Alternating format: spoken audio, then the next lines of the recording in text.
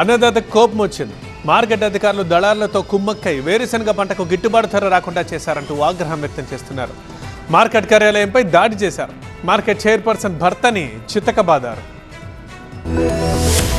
నాగర్ కర్నూలు జిల్లాలోని అచ్చంపేట వ్యవసాయ మార్కెట్ కార్యాలయంపై రైతులు కన్నెర్ర చేశారు. తమకు న్యాయం జరగడం లేదంటూ ఆఫీస్ తలుపుల్ని పగలగొట్టి ఫర్నిచర్ ధ్వంసం చేశారు. మార్కెట్ కమిటీ చైర్పర్సన్ భర్త మల్లేష్, మార్కెట్ కార్యదర్శి నరసింహులు దళారులతో కుమ్మక్కై వేరుశనగ పంట ధరను అమాంతం తగ్గించారని మండిపడ్డ రైతులు తమకు గిట్టుబాటు ధర రాకుండా చేస్తున్నారని మార్కెట్ కమిటీ చైర్పర్సన్ భర్తపై కార్యదర్శిపై అన్నదాతలు దాడి చేశారు. 3 రోజుల్లో వేరుశనగ ధరను 1000 రూపాయలు తగ్గించారని రైతులు మండిపడ్డారు. మార్కెట్ లో రైతులకు న్యాయం జరగడం లేదని దళారులతో కుమ్మక్కైన వారిపై చర్యలు తీసుకోవాలని డిమాండ్ చేశారు. మార్కెట్ లో 3 రోజులకే 1000 రూపాయలు తేడా, 1000 రూపాయలు తేడా, 1000 అంటే ఈ రైతులు ప్రభుత్వానికి గాని అధికారులకు గాని ఎవరికి కనిపడతలేరు.